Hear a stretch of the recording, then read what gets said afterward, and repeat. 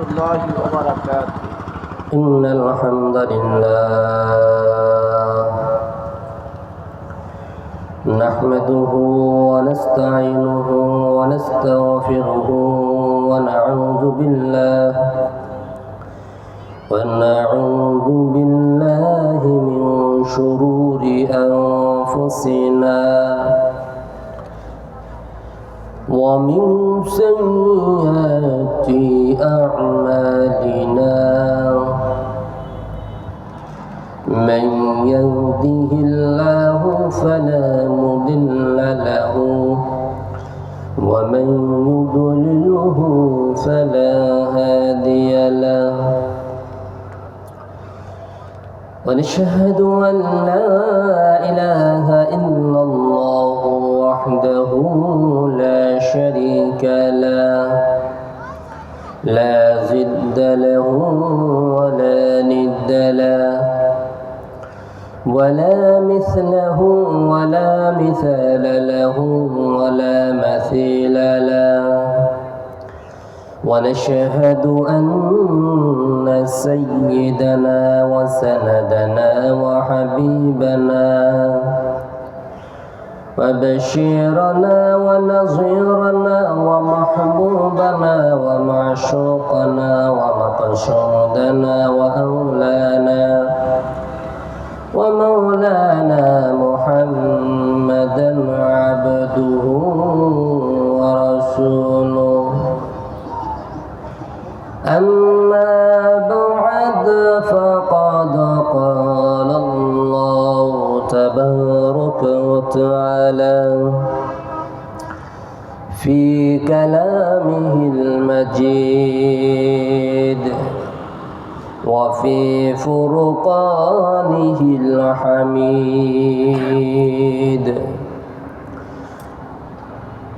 وذكر فإن الذكرى تنفع المؤمنين.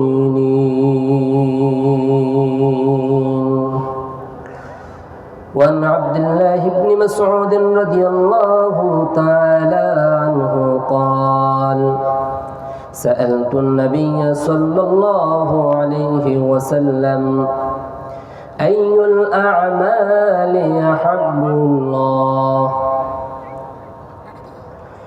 يا رسول الله يا حبيب الله أي الأعمال يحب إلى الله قال النبي عليه الصلاة والسلام الصلاة على وقتها سبحانك لا علم لنا إلا ما علمتنا إنك أنت العليم الحكيم رب اشرح لي صدري ويسر لي أمري واحلل عقدة من لساني يفقه قولي إن الله وملائكته يصلون على النبي يا أيها الذين آمنوا صلوا عليه وسلموا تسليما شكر دروش شريف پڑھ اللهم صل على محمد وعلى آل محمد كما صليت على إبراهيم وعلى آل إبراهيم إنك حميد مجيد اللهم بارك على محمد وعلى آل محمد كما باركت على إبراهيم وعلى آل إبراهيم إنك حميد مجيد شكر ذكر كري لا إله إلا الله لا إله إلا الله لا إله إلا الله لا إله إلا الله سبحان الله الحمد لله سبحان الله الحمد لله سبحان الله الحمد لله لا إله إلا الله لا إله إلا الله صلى الله عليه وسلم আলহামদুলিল্লাহ, আল্লাহ রব্বুল ইজ্জত ওয়াল জালালের দরবারে যিনি আমাদের মুনিব, যিনি আমাদের মালিক, যিনি আমাদের খালিক, যিনি আমাদের রব, এই বিশাল আসমান, এই বিস্তীর্ণ জমিনের একাচ্ছত্র অধিপতি মালিক, এই পাহাড় পর্বত নদ নদী সমুদ্র মহাসমুদ্রের একাচ্ছত্র অধিপতি রাজাদিরাজ সম্রাটের সম্রাট আল্লাহ সুবহানাহু ওয়া তাআলার দরবারে নত শিরে শুকরিয়া আদায় করছি। সবাই জবান খুলে বলি আলহামদুলিল্লাহ। আলহামদুলিল্লাহ। সম্মানিত হাজিরিন, কুরআনুল কারীমের ভিতর থেকে আয়াতে কারিমা তেলাওয়াত করেছি, হাদিসে পাক থেকে একখানা হাদিস পাঠ করেছি। এই আয়াত ও হাদিসকে সামনে রেখে কিছু আলোচনা করার চেষ্টা করব। মা তৌফিক ইল্লা বিল্লাহ। আলোচনার শুরুতে আমি সবাইকে বলবো, এই মাইকের আওয়াজ যত দূর যায় আমরা সবাই ইনশাআল্লাহ মাহফিলের প্যান্ডেলে চলে আসি। মেহমানগণ ওনারা চলে আসছেন, ওনারা একটু ওযু করবেন, নাস্তা করবেন, নাস্তা করে আসতে যত সময় লাগে আমি এতটুকু সময় শুধু আলোচনা করব। আল্লাহ পাক রব্বুল আলামিন কুরআনুল কারীমের ভিতরে ঘোষণা করেছেন, ওয়ামা খালাকাতুল জিন্না ওয়াল ইনসা ইল্লা লিয়াবুদুন। ও দুনিয়ার মানুষ, আমি তোমাদেরকে একটি লক্ষ্য সামনে রেখে, একটি উদ্দেশ্যকে সামনে রেখে তোমাদেরকে আমি সৃষ্টি করেছি। আমরা যদি আল্লাহ তাআলার কাছে জানতে চাই, আয় আমাদের রব, আয় আমাদের মালিক কি জন্য আমাদেরকে সৃষ্টি করেছেন, আমাদেরকে একটু বলেন, আমরা জানতে চাই। আল্লাহ পাক রব্বুল আলামিন কুরআনুল কারীমের ভিতরে ঘোষণা করেছেন, ওয়ামা খালাকাতুল জিন্না ওয়াল ইনসা ইল্লা লিয়াবুদুন। ও দুনিয়ার মানুষ, তুমি মুসলিম হও, তুমি হিন্দু হও, তুমি কাফের হও, তুমি বৌদ্ধ হও, তুমি খ্রিস্টান হও, দুনিয়ার সকল মানুষকে আমি একটি উদ্দেশ্যকে সামনে রেখে তোমাদেরকে সৃষ্টি করেছি। উদ্দেশ্যটাকে, উদ্দেশ্য হলো ইয়াবুদুন, একমাত্র আমার ইবাদত করার জন্য, একমাত্র আমার ইবাদত করার জন্য, একমাত্র আমার গোলামি করার জন্য, একমাত্র আমার বন্দী করার জন্য, আমার দাসত্ব করার জন্য এই উদ্দেশ্যকে সামনে রেখে আমি তোমাদেরকে সৃষ্টি করেছি। অন্য কোনো উদ্দেশ্যকে সামনে রেখে তোমাদেরকে আমি সৃষ্টি করে নাই। জোরে বলি সুবহানাল্লাহ।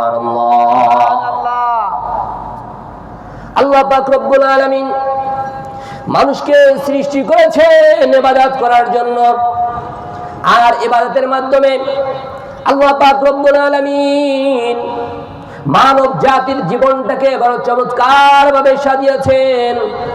ও দুনিয়ার মানুষ, তোমরা গভীর ভাবে লক্ষ্য করে তাকাও, কত সুন্দর ভাবে চমৎকার ভাবে তোমাদের জীবনটাকে আমি সাজিয়ে দিয়েছি। দুনিয়াতে তোমরা গাড়ি সাজাও, বাড়ি সাজাও, ঘর সাজাও, তোমাদের মাথা থেকে নিয়ে পা পর্যন্ত তোমরা নিজেকে সাজানোর জন্য ব্যস্ত। কিভাবে আমাকে সুন্দর দেখায়, কোন পোশাকটা পরলে আমাকে ভালো দেখাবে, মানুষে বাহবা দিবে, ঘরটা কিভাবে সাজালে মানুষে বাহবা দিবে, বাড়িটা কিভাবে সাজালে মানুষ বাহবা দিবে, সেদিকে আমরা লালায়িত, মোহিত, যে কিভাবে মানুষ আমাকে ভালো বলবে, সেদিকে আমরা ধাবিত। অথচ এদিকে আমাদের কোনো খেয়াল নাই। আল্লাহ পাক রব্বুল আলামিন কত চমৎকার ভাবে আমাদের জীবনটাকে ইবাদতের মাধ্যমে সাজিয়ে দিয়েছেন। আমরা যদি গভীরভাবে লক্ষ্য করি, আমরা দেখতে পাই আল্লাহ পাক রব্বুল আলামিন আমাদের গোটা জীবনে একটি ইবাদত রেখেছেন। সেই ইবাদত নামটির নাম হলো হজ। সেই ইবাদতটা কি? সেটা হলো হজ। গোটা জীবনে, মানুষের জীবনে একবার ফরজ হয়ে থাকে। মানুষ জীবনে একবার হজ করে, হজ আদায় করলে তার উপর থেকে ফরজিয়ত আদায় হয়ে যায়। এটা হলো জীবনে একবার ফরজ হয়, গোটা জীবনে একবার ফরজ হবে। এই ইবাদতটি যদি আমরা আদায় করি, তাহলে আমাদের উপর থেকে ফরজিয়ত আদায় হয়ে যাবে। আরেকটি ইবাদত আছে বাৎসরিক ইবাদত, বছরে একবার আদায় করতে হয়, সেটা হলো যাকাত। আমরা যদি বছরে একবার যাকাত আদায় করি তাহলে আমাদের উপর থেকে ফরজিয়াত আদায় হয়ে যায়। আরেকটি ইবাদত আছে মাসিক ইবাদত, যে ইবাদতটি মাসে আদায় করতে হয়, পুরো এক মাস আদায় করতে হয়, সেটা হলো রমজান মাসের রোজা। আর মাত্র কয়েকদিন বাকি আছে, আর মাত্র আজকে 10 শাবান, আর মাত্র 20 দিন বাকি আছে। আল্লাহ পাক রব্বুল আলামিন ঘোষণা দিয়েছেন, ইয়া আইয়ুহাল্লাযীনা আমানু কুতিবা আলাইকুমুস সিয়ামু কামা কুতিবা আলাল্লাযীনা মিন ক্বাবলিকুম লাআল্লাকুম তাত্তাকুন। ও দুনিয়ার মানুষ, ও দুনিয়ার ইমানদার, ও ইমানদার মুসলমান, তোমাদেরকে আমি সৃষ্টি করেছি। ও ইমানদাররা, তোমরা শুনে রাখো, কুতিবা আলাইকুমুস সিয়াম, তোমাদের উপরে রমজান মাসে রোজা রাখাকে ফরজ করেছি। কামা কুতিবা আলাল্লাযীনা মিন ক্বাবলিকুম, যেমনি ভাবে তোমাদের পূর্ববর্তী উম্মতের উপরে ফরজ করেছিলাম। জোরে বলি সুবহানাল্লাহ। এই রোজা শুধু আমাদের উপরে ফরজ করেন নাই, হযরত আদম আলাইহিস সালাতু ওয়াস সালাম থেকে অন্যান্য নবীদের উপর, অন্যান্য উম্মতের উপরে কম বেশি এই রোজাকে আল্লাহ পাক রব্বুল আলামিন ফরজ করেছিলেন। আমরা যদি জানতে চাই, আয় আমাদের রব, আয় আমাদের মালিক এই রমজান মাসে রোজা আমাদের উপরে কেন ফরজ করেছেন, আল্লাহ পাক রব্বুল আলামিন ঘোষণা করেছেন, লাআল্লাকুম তাত্তাকুন, যেন তোমরা খাঁটি মুত্তাকি হতে পারো, খাঁটি তাকওয়াবান হতে পারো, খাঁটি ইমানদার হতে পারো, সাচ্চা মুমিন হতে পারো। এর জন্যই রমজান মাসে রোজাকে তোমাদের উপরে ফরজ করা হয়েছে। জোরে বলি সুবহানাল্লাহ। ও ইমানদারগণ, রমজান মাসের রোজা দ্বারা আল্লাহ তাআলা আমাদের জীবনটাকে সাজিয়েছেন। আরেকটি ইবাদত আছে সাপ্তাহিক ইবাদত, যেই ইবাদতটি আমরা সপ্তাহে একবার করি, সেটা হলো ইয়াউমুল জুমআ, জুমার নামাজ আদায় করি। এই জুমার নামাজ একটি ইবাদত।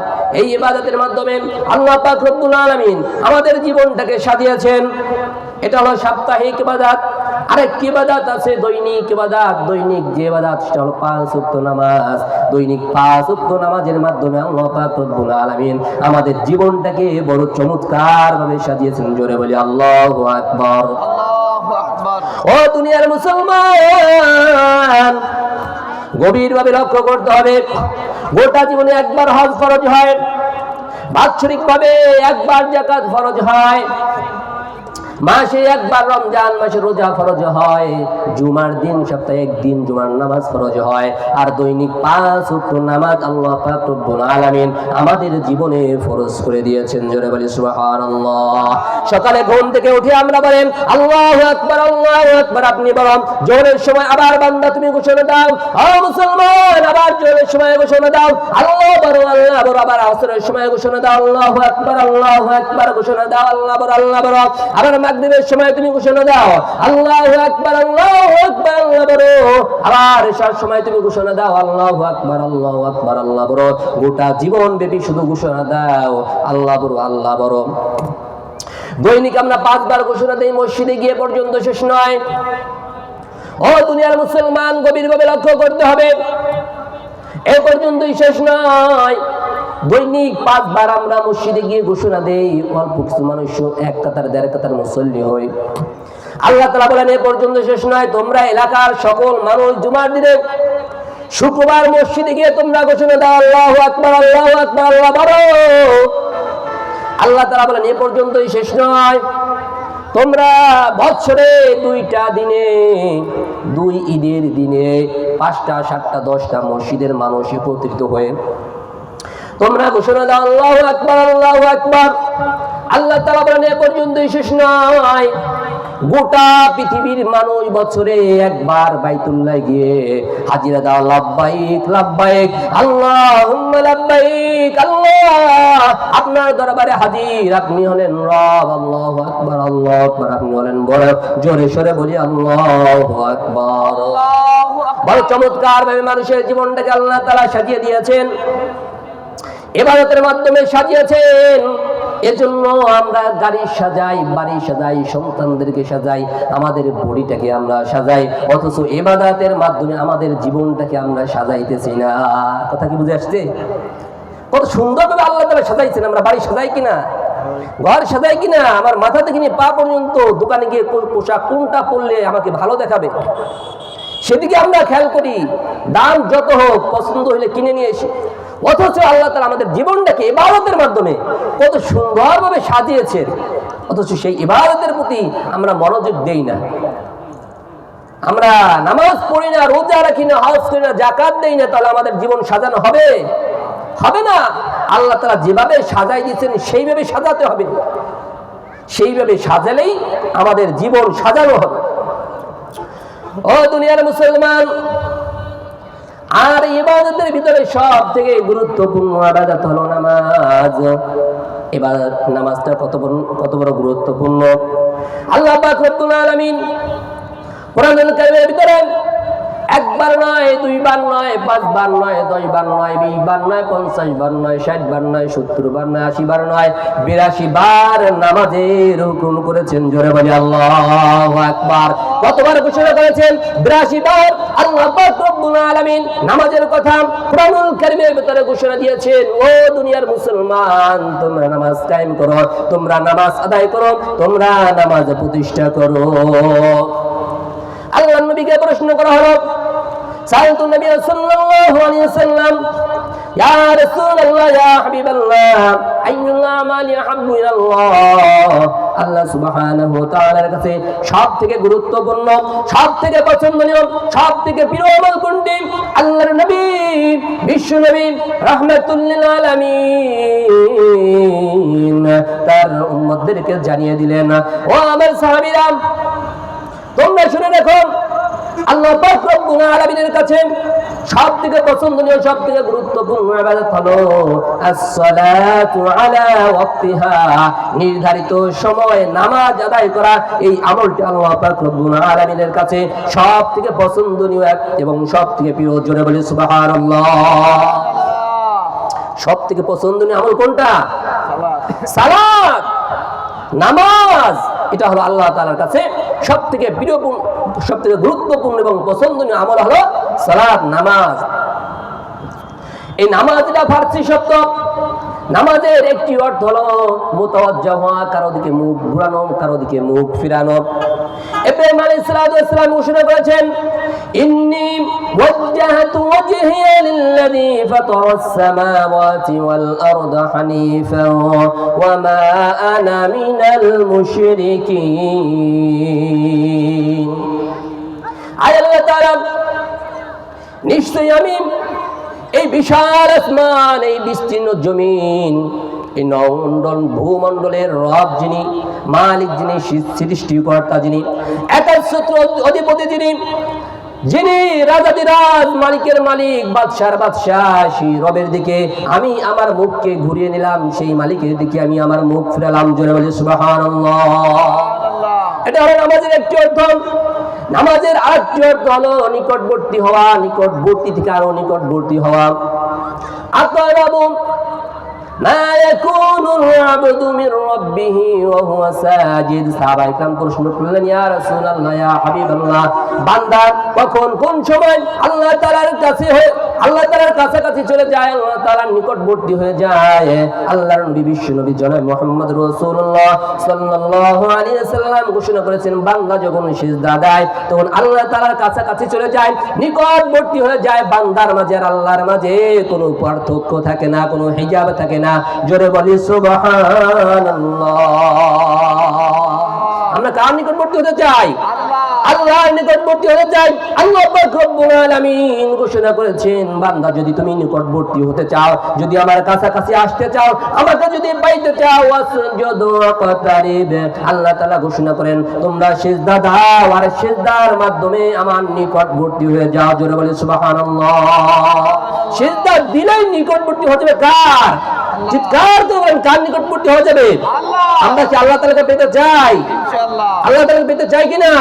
আল্লাহ তাআলা আমাদেরকে সৃষ্টি করেছেন তার ইবাদতের জন্য। মনে রাখতে হবে, নামাজের একটি অর্থ হলো নিকটবর্তী হওয়া।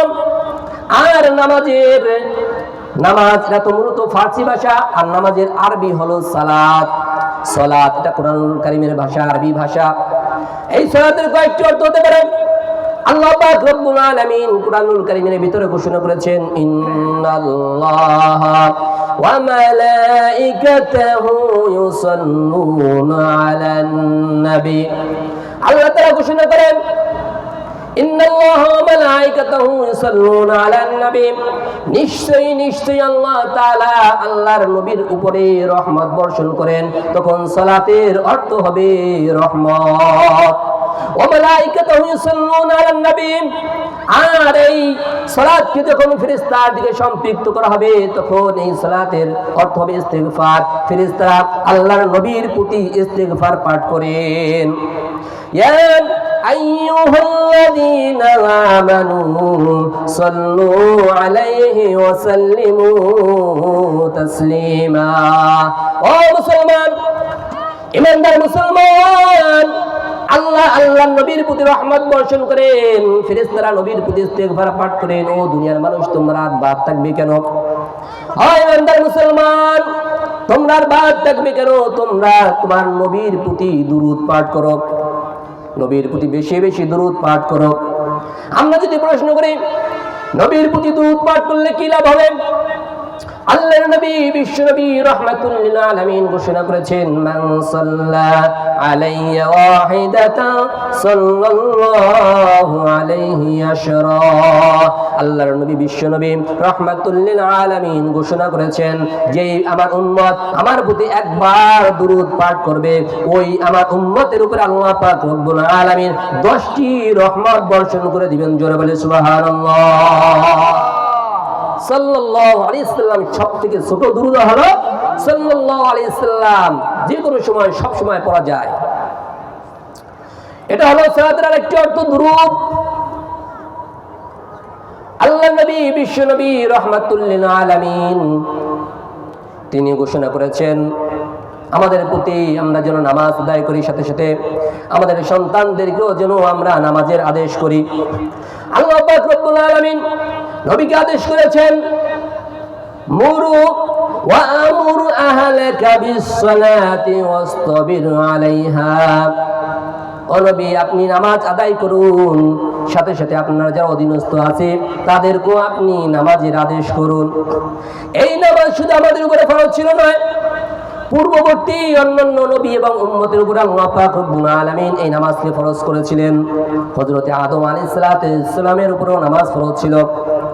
হযরত আদম আলাইহিস সালামকে যখন আল্লাহ পাক রব্বুল আলামিন এই জমিনে পাঠিয়ে দিলেন, জান্নাতের ভিতরে তিনি ছিলেন, সেখানে শান শওকতে ছিলেন, সেখানে নাজ নিয়ামতে পরিপূর্ণ ছিল, সেখানে কোনো কষ্ট ছিল না, দুঃখ ছিল না।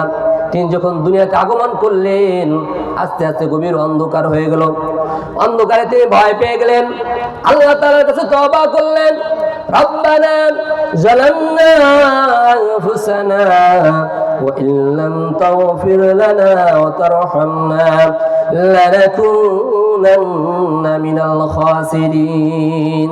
আল্লাহ তাআলা, আমার নিজের প্রতি আমি জুলুম করেছি, অন্যায় করেছি, অবিচার করেছি, আমাকে ক্ষমা করে দেন, মাফ করে দেন। আল্লাহ পাক রব্বুল আলামিন আদম আলাইহিস সালামের তওবা ইস্তিগফার কবুল করলেন এবং তাকে ক্ষমা করে দিলেন। যখন সকাল হয়ে গেল, আদম আলাইহিস সালাম খুশি হয়ে ফজরের সময় 2 রাকাত নামাজ আদায় করলেন। আল্লাহ পাক রব্বুল আলামিনের কাছে এই 2 রাকাত নামাজ এত কবুল হলো, এতটাই পছন্দনীয় ছিল, এতটাই প্রিয় ছিল যে আদম আলাইহিস সালামের উপরে এবং আখিরি জামানার পয়গম্বর উম্মতের উপরে আল্লাহ পাক রব্বুল আলামিন ফজরের নামাজকে ফরজ করে দিলেন। জোরে বলে সুবহানাল্লাহ। জোহরের নামাজ হযরত ইব্রাহিম আলাইহিস সালামের উপরে ফরজ ছিল। ইব্রাহিম আলাইহিস সালামকে আল্লাহ তাআলা আদেশ করলেন, ও আমার পয়গম্বর, তুমি তোমার কলিজার টুকরা নয়নের দুলাল ইসমাঈলকে কুরবানি দাও।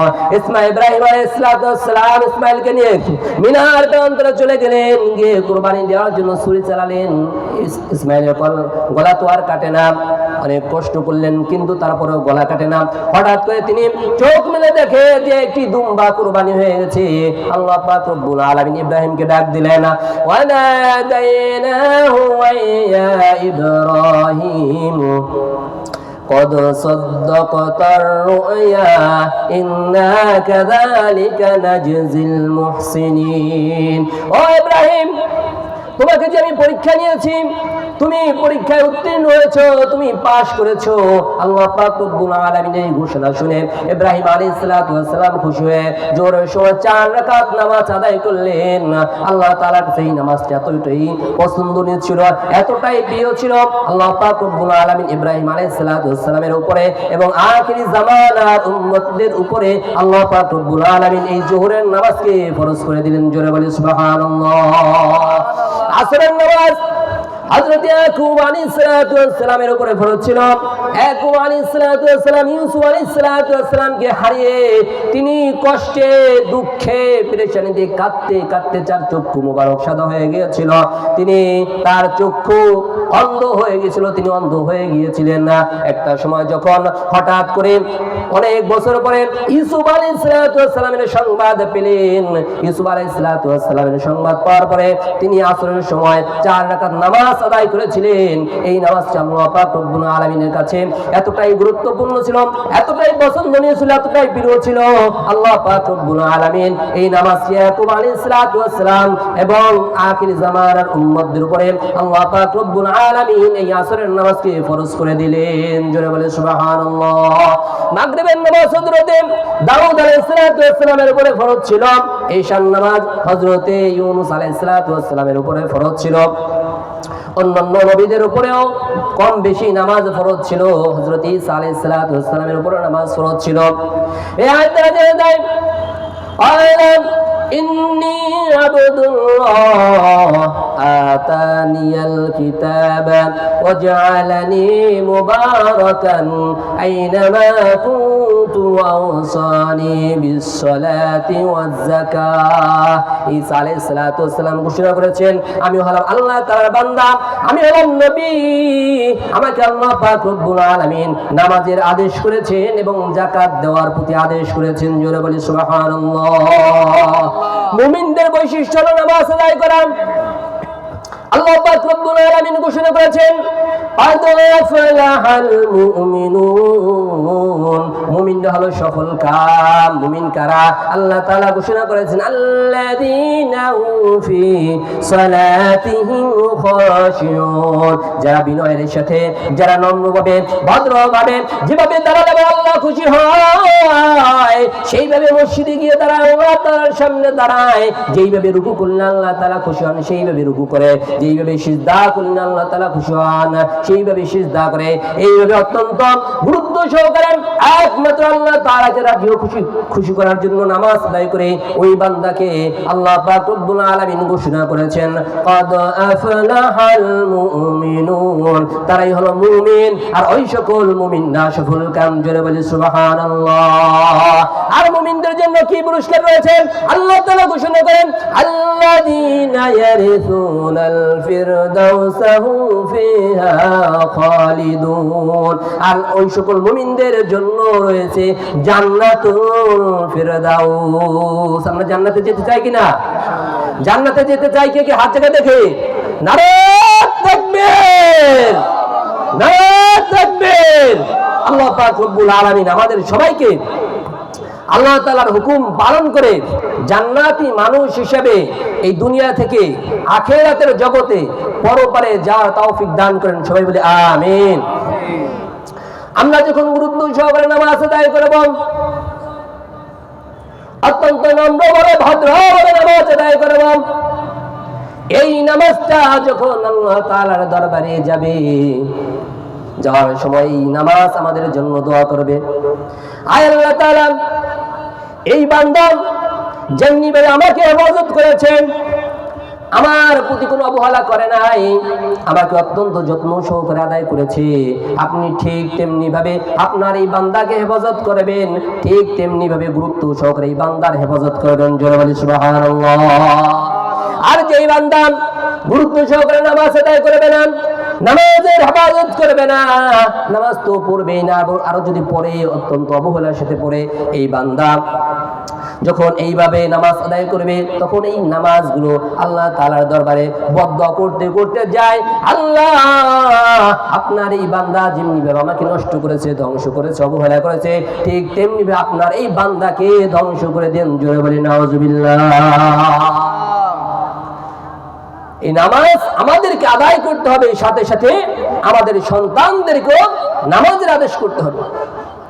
আল্লাহর নবী বিশ্ব নবী জনাব মুহাম্মদ রাসূলুল্লাহ সাল্লাল্লাহু আলাইহি সাল্লাম ঘোষণা করেছেন, মুরু আওলাদাকুম বিস-সালাতি ওয়া হুম আবনাউ 7 সিনিন ওয়াদরিবুহুম আলাইহা ওয়া হুম আবনাউ 10 সিনিন। ও দুনিয়ার মুসলমান, তোমরা তোমাদের সন্তানদেরকে নামাজের আদেশ করো।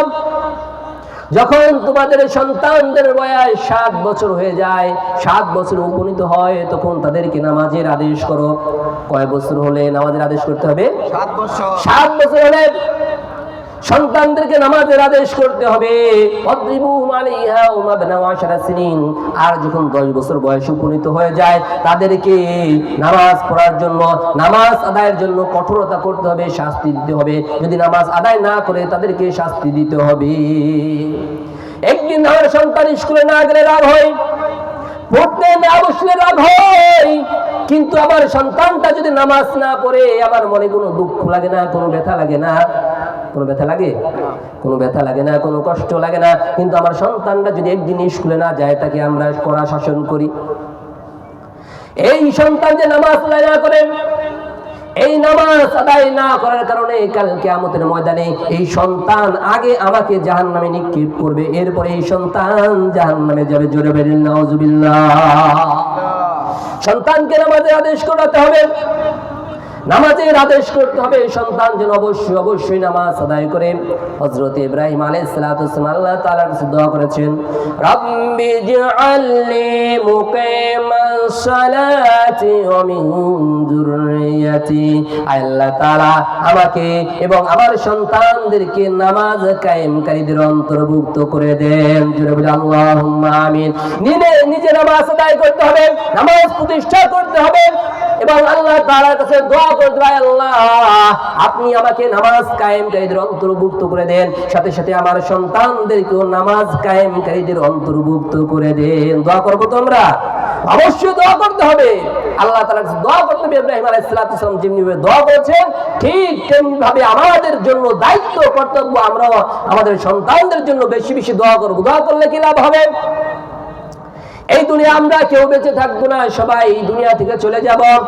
আমরা যখন কবর পারে চলে যাব, একটু গভীর ভাবে যদি মনোযোগ দেই, আমরা যখন নামাজ আদায় করি, নামাজের পরে আমরা দোয়া করি, রব্বিরহামহুমা, সবাই বলেন রব্বিরহামহুমা কামা রব্বায়ানি সগীরা। আবার বললেন রব্বিরহামহুমা কামা রব্বায়ানি সগীরা।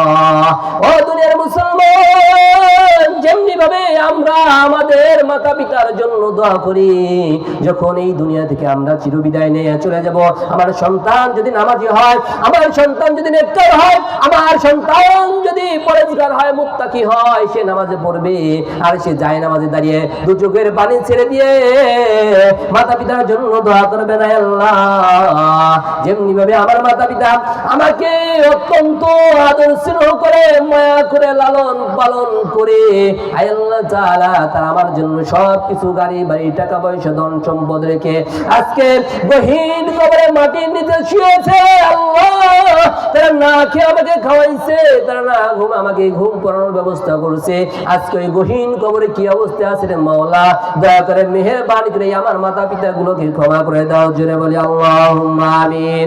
এমনি ভাবে যখন সন্তানগুলো মাতা পিতার জন্য দোয়া করে, যখন কোন সন্তান হাদিসের মধ্যে আসছেন আল্লাহ পাক রব্বুল আলামিনের কাছে মাতা পিতার জন্য কোন সন্তান হাত তুলে চোখের পানি ছেড়ে দিয়ে মাতা পিতার জন্য ক্ষমা চায়, মাপ চায়, তখন ওই আল্লাহ পাক রব্বুল আলামিন ওই সন্তানের দোয়াকে ফিরিয়ে দেন না। জোরে বলি সুবহানাল্লাহ। এজন্য সন্তানটা যদি নামাজি হয়, নেককার হয়, মুত্তাকি হয়, তাহলে লাভ না লস? লাভ। এই জন্য দোয়া করতে হবে আল্লাহ তাআলার কাছে, বেশি বেশি দোয়া করতে হবে, আল্লাহ আমার সন্তানগুলো যেন নামাজি হয়, নেককার হয়, মুত্তাকি হয়, পরেজগার হয়। সন্তানগুলো যদি ভালো হয় নিজের কাছে ভালো লাগে কিনা? সন্তানগুলো যদি নেককার হয়, পরেজগার হয়, তাহলে ভালো লাগে কিনা? আর সন্তান যদি বেনামাজি হয়ে যায়, খারাপ হয়, মদ খায়, গাঁজা খায়, সুদখোর হয়, ঘুষখোর হয়, বকাটে হয়, তাহলে কার ভালো লাগবে? কারোই ভালো লাগবে না। সবাই নারায়ণ দেখবেন। প্রধান বক্তার আগমন, প্রধান বক্তার আগমন, প্রধান বক্তার আগমন। মাহফিলের পক্ষ থেকে, মাহফিলের পক্ষ থেকে সম্মানিত উপস্থিতি, আমি যে আলোচনাগুলো করলাম সারমর্ম হলো নিজেরাও নামাজ আদায় করতে হবে, সাথে সাথে আমার অধীনস্থ, আমার ফ্যামিলি, আমার পরিবার, আমার সন্তানদেরকেও নামাজের আদেশ করতে হবে। তারা যেন নামাজ পড়ে এই ব্যবস্থা করতে হবে, পরিবারের ভিতরে সুন্দর একটা ব্যবস্থা করতে হবে। আল্লাহ পাক রব্বুল আলামিন আমাদেরকে এই কথাগুলোর উপরে আমল করার তৌফিক দান করেন, আমিন। আমি এলাকাবাসীকে উদাহরণ আহ্বান করব, আমাদের প্রধান আকর্ষণ, প্রধান মেহমান আমাদের প্যান্ডেলের ভিতরে স্টেজে উপস্থিত হয়েছেন। উনি এখন অত্যন্ত গুরুত্বপূর্ণ আলোচনা করবেন। সারা দেশে, গোটা বাংলাদেশে, বাংলাদেশের বাহিরেও যিনি অত্যন্ত সুনামের সাথে আলোচনা করে থাকেন, ইনশাআল্লাহ তিনি আমাদের মাঝে উপস্থিত হয়েছেন। এখনই আলোচনা শুরু করবেন।